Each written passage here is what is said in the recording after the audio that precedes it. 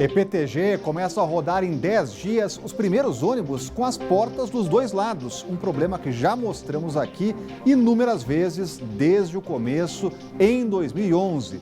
Bolsa Família, benefício cai e dobro. Este mês é o 13º do programa. Mais de 66 mil famílias recebem o dinheiro a mais só no DF. Lava Jato, Força Tarefa vai às ruas na operação número 69, que tem como alvo o filho do ex-presidente Lula. Olá, eu sou Rodrigo Orengo e começa agora o Band Cidade, primeira edição.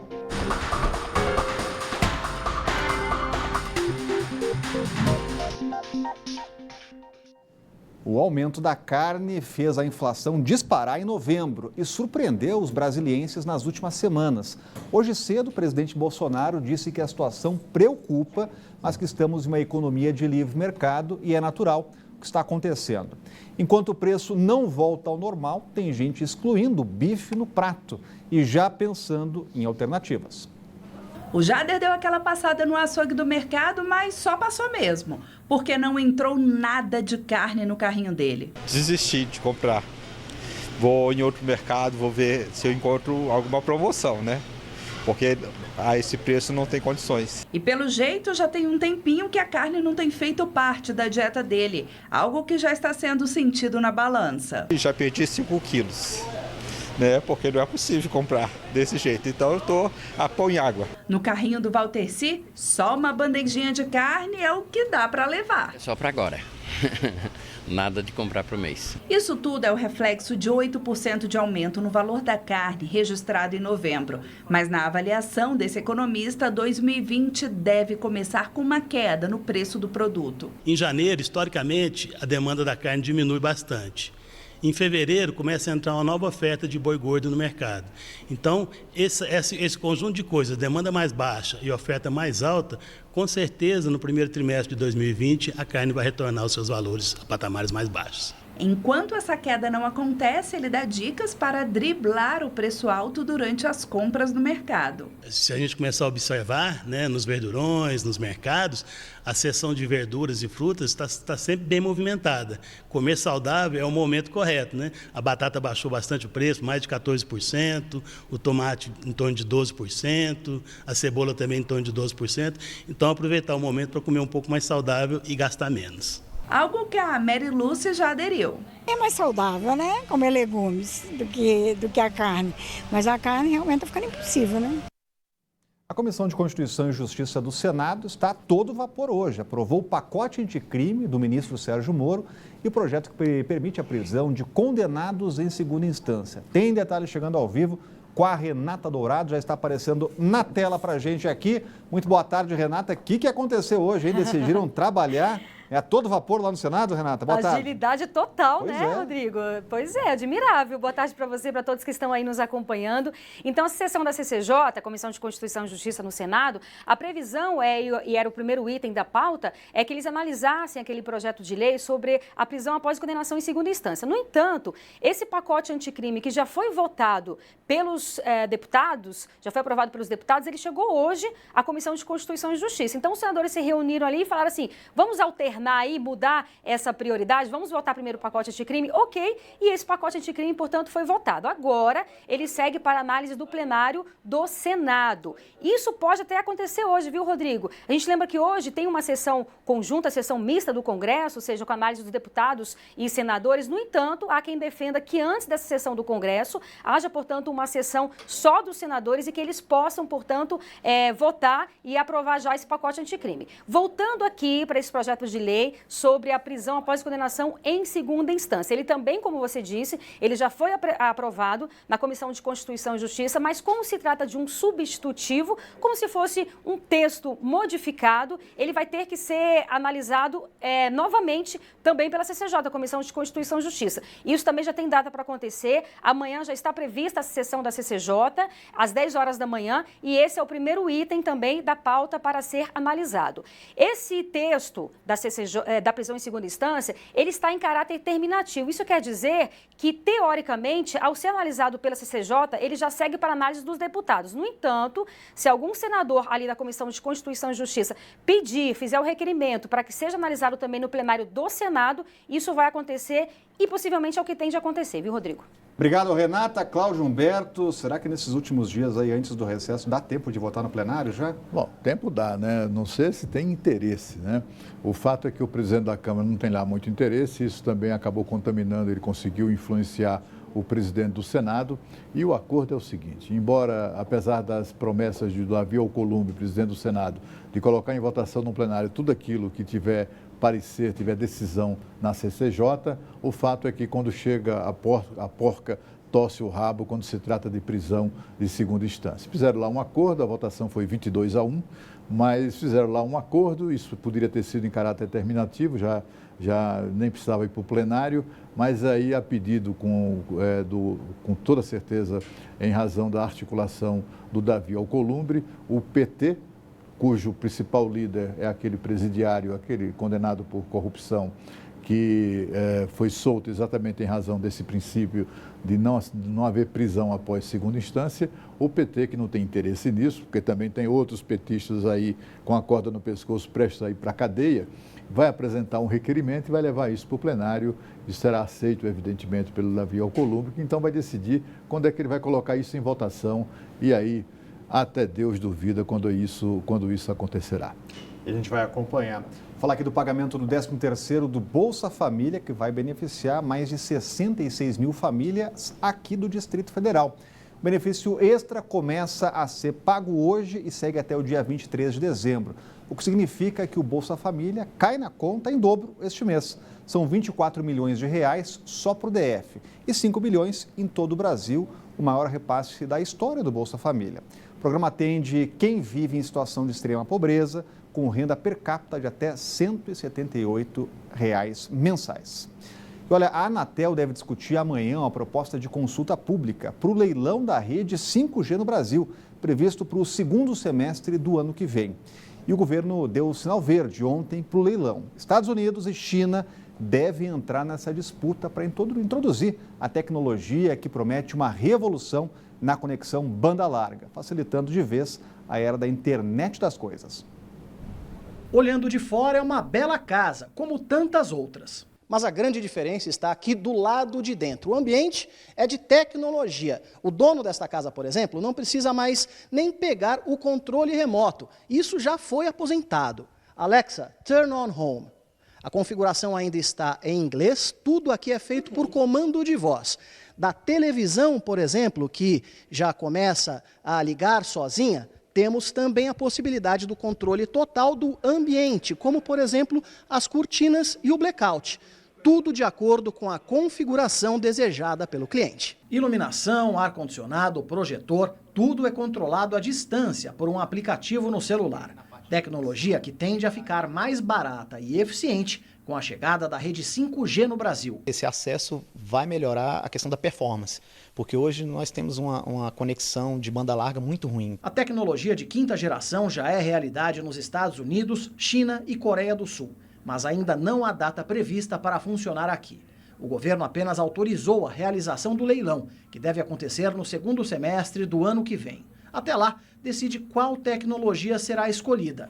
A chinesa mais avançada, de acordo com especialistas, ou a americana, país definido pelo presidente Bolsonaro como preferencial para fazer negócios. A promessa é de uma definição técnica. Além da guerra comercial, os dois países travam um embate tecnológico. O pano de fundo da disputa é um mercado de bilhões de dólares e o temor de espionagem de parte a parte. Com velocidade muito maior, o 5G vai cruzar a fronteira dos computadores e celulares. Estará ainda mais presente, conectado a tudo, carros autônomos e eletrodomésticos. É a chamada internet das coisas, para facilitar a vida das pessoas. Cláudio Humberto, finalmente a internet vai ser impulsionada no Brasil? Pois é, essa tecnologia 5G, apesar dessa denominação, é preciso lembrar que não tem nada a ver com 3G, 4G, não é nenhuma evolução, uma pequena evolução como houve do 3 para o 4G, né? É uma tecnologia completamente nova, é uma tecnologia que estabelece a instantaneidade da internet. Você imagina uma internet que você clica e pau, aparece como se você tivesse ligado um interruptor de energia, né? Vai ser tudo muito instantâneo, tudo muito rápido e vai ficar bem mais barato também operar isso ou comprar os serviços de uma tecnologia 5G. O que a gente espera mesmo é que essa licitação seja concretizada e que vença uma melhor tecnologia, né? Só faltava o Brasil fazer a opção por uma tecnologia mais atrasada, que é a americana, por ser americana, né? A gente espera mesmo, se a melhor tecnologia for a chinesa, que venham os chineses. E agora a Renata Dourado está voltando com um recado importante para você. Pessoal, o Detran acaba de lançar uma novidade que vai facilitar e muito a nossa vida. É o portal de serviços do Detran. O jeito mais rápido e prático de a gente resolver quase tudo o que precisa para o nosso veículo ou habilitação sem sair de casa ou do trabalho. São mais de 11 serviços disponíveis para a gente acessar pelo celular, computador ou tablet. Por exemplo, precisou alterar o endereço do documento do seu carro ou da sua moto? É só acessar o portal de serviços, que é rapidinho. Consultar algum débito ou emitir uma autorização de estacionamento para idoso? Passa lá no portal que você resolve sem problemas. E tem mais. No portal você também solicita o seu documento de licenciamento anual, o CRLV, escolhendo como você pode recebê-lo. É ou não é uma mão na roda esse portal de serviços do Detran? Acesse lá agora mesmo o portal para fazer o seu cadastro. É o Detran mais perto de você. A educação é a melhor direção. E a seguir começam a rodar ainda este ano os ônibus com portas dos dois lados na IPTG. E o Band Cidade está voltando daqui a pouco.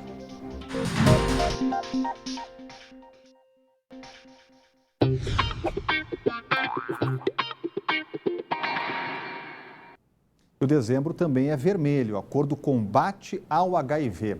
Dos quase 4 mil novos casos de AIDS no DF nos últimos 5 anos, mais da metade é de jovens, entre 15 e 29 anos. Um dado que preocupa e muito. E ao meu lado, para falar sobre esse assunto, estamos hoje com o doutor infectologista André Bon, que está com a gente. Doutor, muito obrigado pela presença aqui no Band Cidade. Esse é um assunto importante que a gente não pode baixar a guarda nunca, né, doutor? Jamais. A nossa principal forma de prevenção do HIV é evitar a transmissão, né? E a gente só evita a transmissão com informação. A população precisa estar adequadamente informada para que a gente interrompa a cadeia de transmissão e possa acabar com o HIV. A gente sabe que a medicina evoluiu muito, né? E hoje quem tem o HIV consegue viver com mais qualidade de vida do que antigamente. Agora, isso para muita gente significa, olha, HIV não mata mais, mas continua matando e matando muitos, né, doutor? Sem dúvida. Na verdade, o tratamento hoje é muito mais simples. Com pouquíssimos comprimidos, a gente consegue fazer o tratamento com um comprimido só, uma vez ao dia, né? É muito melhor tolerado do que antigamente, mas as pessoas que não têm acesso ao tratamento, elas continuam evoluindo para o adoecimento. Quem se trata tem a mesma expectativa de vida do que o resto da população, né? Vai viver bem, vai ter um acompanhamento adequado. Mas quem não se trata, quem não busca o diagnóstico, quem não busca o tratamento, ou não consegue o acesso ao tratamento e o diagnóstico, esse sim tem risco de adoecer e ter infelizmente, uma morte precoce. Agora, doutor, para quem tem o comportamento que a gente sabe que é de risco, né? Ou quem deve procurar o diagnóstico? E quais são os sintomas também? Quando a pessoa deve procurar o médico? Então, as pessoas que se expuseram a relações sexuais sem preservativo, todas elas precisam buscar os diagnósticos das DSTs, não só do HIV, o HIV é uma delas. Mas sífilis, clamídia, gonorreia, HIV, hepatite B, todas elas são doenças sexualmente transmissíveis, né?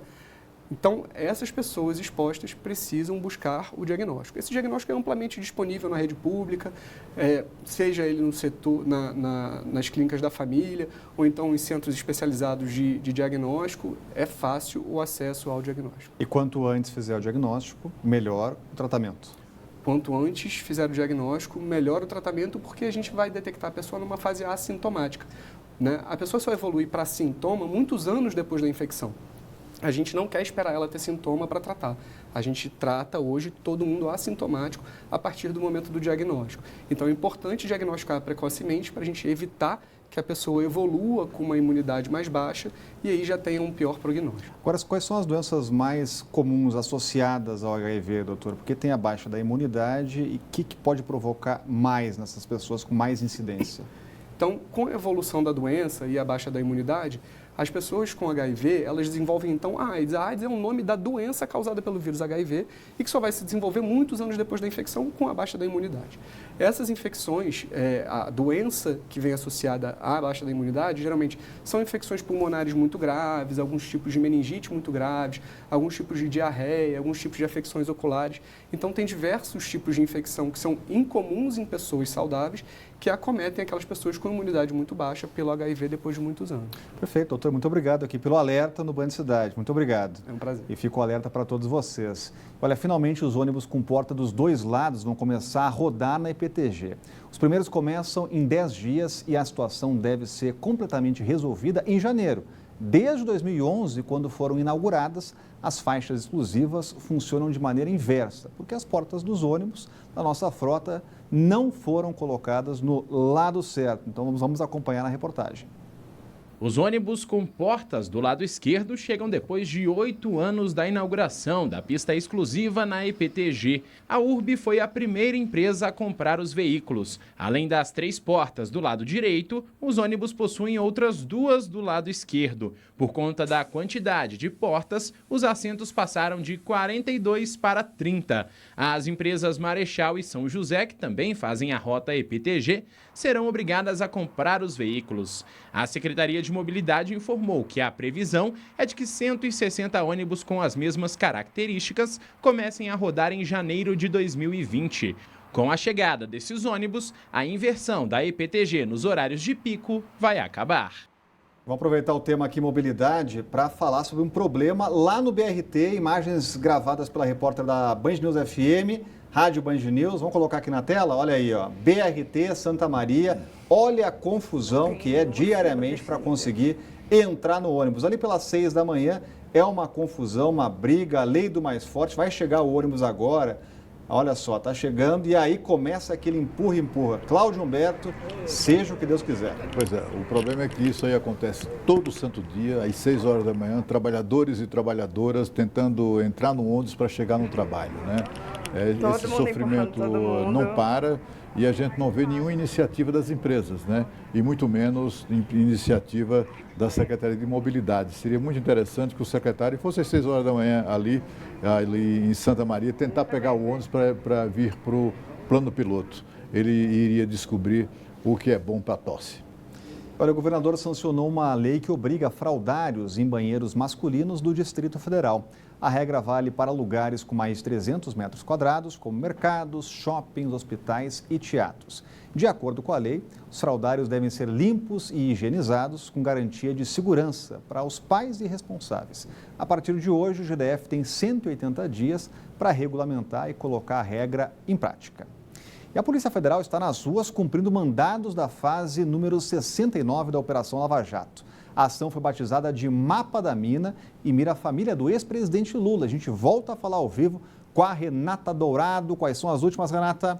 É isso, Rodrigo. Ao todo estão sendo cumpridos 47 mandados de busca e apreensão em São Paulo, no Rio de Janeiro, na Bahia e também aqui no Distrito Federal. Cerca de 200 policiais estão nas ruas e essa operação de hoje, de número 69, como você bem disse, ela tem como base uma outra operação de número 24, que aconteceu em março de 2016 e teve uma repercussão muito grande, que foi nessa ocasião que houve a condução coercitiva do ex-presidente Lula. Então, os policiais, os investigadores dizem que nessa ocasião, nessa operação lá em março de 2016, eles conseguiram apreender computadores, documentos e com base em troca de mensagens, em troca de e-mails, eles chegaram a essa operação de hoje. Nós temos imagens dessa operação de hoje, vou pedir para o Neto soltar. Essa fase, portanto, investiga crimes como corrupção e lavagem de dinheiro que teriam ocorridos por meio de contratos de operadoras de telefonia, internet, TV por assinatura no Brasil e no exterior. De acordo com a Polícia Federal, o montante de repasse chega a 193 milhões de reais que teriam sido realizados entre 2005 e 2016.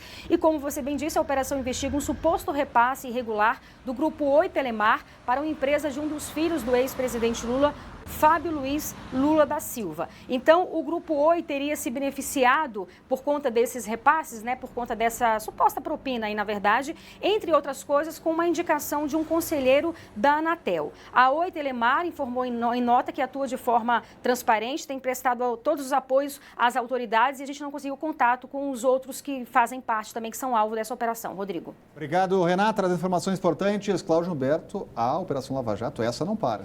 Não parou, já é a gente viu aí, né?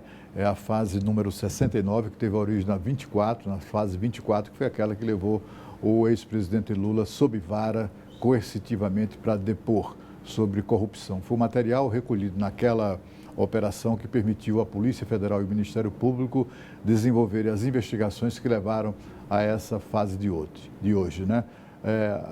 Duas empresas de telefonia são suspeitas de haverem feito pagamentos estranhos, né, tidos pela Lava Jato como propina. A Oi chegou a pagar 193 milhões de reais ao filho do ex-presidente Lula, o tal do Lulinha. E também a Vivo é acusada ou suspeita de haver pago 40 milhões também.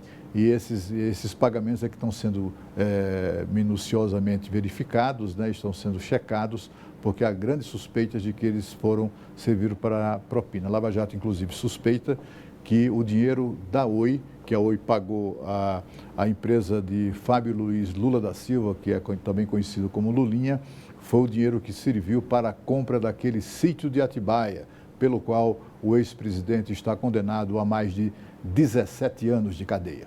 Aproveitar para falar de outra operação, que é a Operação Lázaros, da Polícia Federal, que está nas ruas hoje no DF para prender grupos de grileiros. São 15 mandados de busca e 20 de prisão, além de medidas cautelares como bloqueio de dinheiro, sequestro de bens e quebra de sigilos bancários e fiscais. Além de grilar terras, os acusados vendiam os lotes forjando documentos e até carimbos de cartórios. Todos vão responder agora por diversos crimes como lavagem de dinheiro e falsidade ideológica. Quem comprou lotes irregulares também pode responder na justiça. E a seguir, o corpo do pequeno Bernardo chega a Brasília e vai ser enterrado ainda hoje. O Band Cidade volta daqui a pouco. O corpo de Bernardo Osório, de 1 ano e 11 meses, vai ser enterrado hoje à tarde no cemitério Campo da Esperança, da Asa Sul, às 5 da tarde. O menino foi morto pelo pai, o servidor público Paulo Roberto de Caldas Osório, que confessou ter assassinado o filho por desavenças com a mãe e com a avó da criança. Bernardo foi morto pelo pai dentro da casa onde mora o funcionário do metrô DF na Asa Sul. O assassinato ocorreu na noite do dia 29 de novembro, mesmo dia em que ele buscou o filho na creche. A polícia acredita que todo o crime foi planejado. Para se desfazer do corpo do filho, Paulo Roberto dirigiu até a cidade de Luiz Eduardo Magalhães, na Bahia, cerca de 500 quilômetros de Brasília. O homem foi preso em um hotel em Alagoinhas, perto de Feira de Santana, e confessou o crime. Ele disse que deu 3 remédios controlados para a criança, dissolvidos em um suco. Paulo Roberto ficou preso em uma ala psiquiátrica da Papuda durante 10 anos pelo assassinato da própria mãe. O inquérito deve ser enviado à Justiça amanhã e Paulo deve ir novamente para Papuda ainda hoje. Olha, inaugurada nesta segunda-feira uma unidade exclusiva para acolher mulheres vítimas de violência. O espaço vai funcionar na delegacia do Riacho Fundo 1. Acolhimento, assistência jurídica, social, atendimento psicológico. Esses serão alguns dos serviços oferecidos no primeiro núcleo integrado de atendimento à mulher, instalado em uma delegacia do DF. O núcleo integrado vem com a polícia, no termos de atendimento de ocorrência policial, mas também vem com o plus, que é ter aqui o psicólogo, a assistente social e um advogado, para atendimento já primário dessa mulher, que às vezes ela fica assim desguarnecida, para onde eu vou, o que eu vou buscar, quais ajudas terei. E aqui ela vai encontrar isso de pronto, já no registro, justamente buscando o atendimento humanizado e integrado dessa mulher. O local escolhido para receber o núcleo foi o Riacho Fundo 1. A expectativa é que até o fim de 2020 o núcleo seja instalado em 30 delegacias do DF. O objetivo é levar o serviço para todo o país. mulheres, já que 91% dos municípios brasileiros não tem nenhuma delegacia de atendimento à mulher. Com pouco recurso, com união de esforços e com criatividade, você consegue fazer algo diferencial. Porque nós sabemos que a primeira porta de entrada para a mulher em situação de violência é a delegacia. A ministra da Mulher, da Família e dos Direitos Humanos, Damares Alves, esteve presente no local para acompanhar de perto a inauguração. Nós podemos sair de apenas 19% dos municípios no Brasil com alguma estrutura para 100%. Todas as delegacias do Brasil podem ter um núcleo especializado como esse. Aqui no Distrito Federal, de janeiro a novembro deste ano, foram registrados 30 casos de feminicídio. Ano passado foram 28, um aumento de 15%. Em 44% dos casos, os crimes foram cometidos pelo marido. Já os registros de violência doméstica chegaram a mais de 13.700, um aumento de 4%. Ceilândia é a cidade com maior número de casos. Vamos falar aqui da Operação Darca, porque a Polícia Civil desarticulou hoje uma organização criminosa que praticava roubos, principalmente em Ceilândia e Braslândia. Os criminosos roubavam joalherias, residências e praticavam as famosas saídas de banco. A quadrilha era organizada e fazia divisão das tarefas em cada crime. A primeira linha era a observação, geralmente feita por motoboys. Eles eram responsáveis por identificar os alvos. Já na segunda linha, atuavam os executores do roubo. Armados, os criminosos abordavam as pessoas, rendiam os alvos e levavam todos os pertences. E eles agiam de forma bastante agressiva. Na terceira e última linha, a organização atuava na comercialização dos objetos roubados, como joias, celulares e carros. E o Band Cidade primeira edição vai ficando por aqui. Vem chegando aí os donos da bola. A gente volta a se encontrar amanhã ao 12:30. Tchau!